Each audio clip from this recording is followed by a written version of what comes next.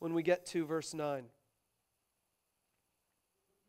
When they reached the place God had told him about, Abraham built an altar there and arranged the wood on it. He bound his son Isaac and laid him on the altar on top of the wood. Then he reached out his hand and took the knife to slay his son. But the angel of the Lord called out to him from heaven, "Abraham, Abraham, here I am," he replied. It's exactly the same thing he said earlier on. Exactly the same thing. God said at the beginning of that chapter, "Abraham, Abraham," and he says, "Here I am." Here it's the exact same thing. Abraham says, "Here I am." "Do not lay a hand on the boy," he said. "Do not do anything to him. Now I know that you fear God because you have not withheld from me your son, your only son."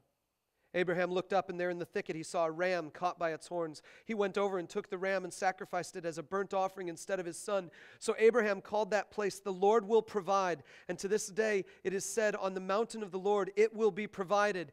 And what's more amazing than any of that, the fact that Abraham would be willing to go through that, is that there's a line that we skipped over that we didn't read, that if you go back just a little farther, you see how faithful Faithman really was. In verse 8 and before that, we find this line of faith. See, Isaac himself in verse 7 said, "The fire and the wood are here, but where is the lamb for the burnt offering? Where is the lamb?" Isaac is asking this question because he doesn't know he's the one who's going to be on this altar. He says, "Where's the lamb?" And Abraham says, "God himself will provide the lamb for the burnt offering, my son." God will provide the lamb. I don't know if Abraham thought that God might make this substitution. I don't know. But what I do know is he was such a man of faith that he could say, God's going to provide even in the midst of the most confusing, weird circumstance I've ever been in. So friends, I'm going to give you some advice today. I'm going to tell you how to be dysfunctional. I'm going to tell you how to be extraordinary. It's very simple. How to be dysfunctional, follow your own path. When times get confusing, you got questions, just come up with a good idea and run with it. That's how you be dysfunctional. Sometimes it works, sometimes it doesn't. Sometimes your really great idea is to hide a car in the garage for a whole year because after all, that sounds like a great idea.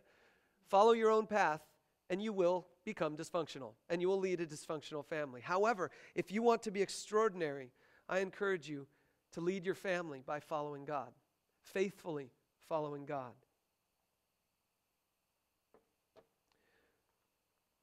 As we prepare our hearts for communion today, we want to sing a song for you. As a band, we want to sing a song for you. And this is mostly for the guys in the room, thinking about what it means to be a leader in your family.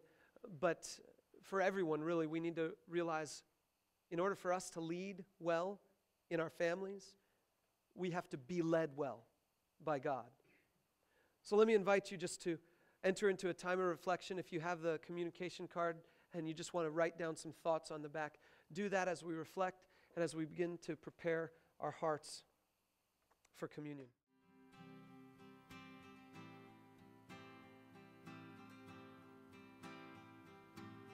I look around and see my wonderful life, almost perfect, but on the outside, I picture frames.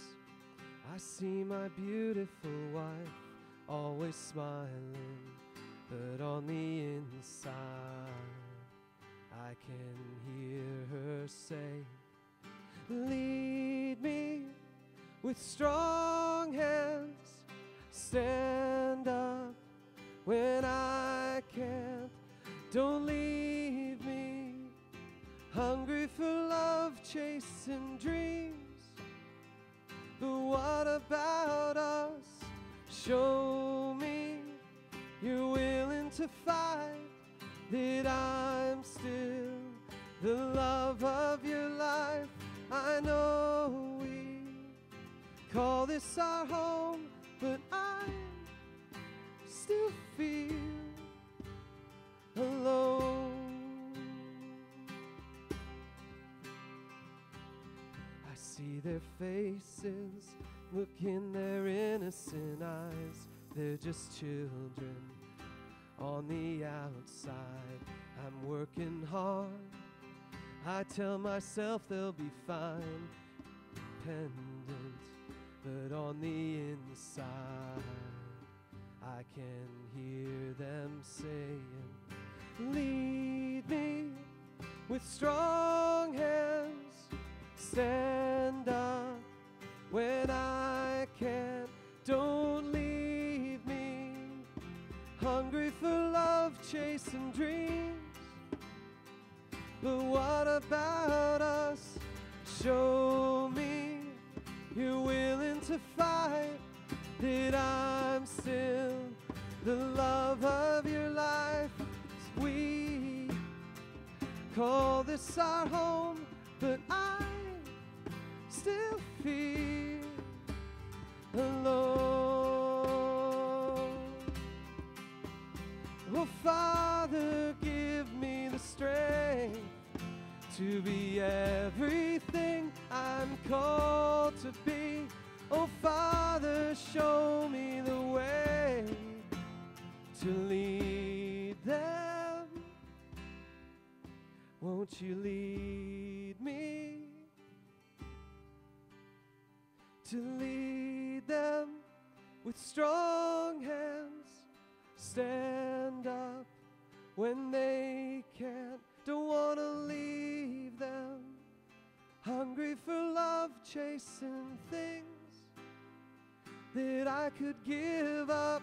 I'll show them I'm willing to fight and give them the best of my life, so we can call this our home. Father, lead me, 'cause I can't do this alone.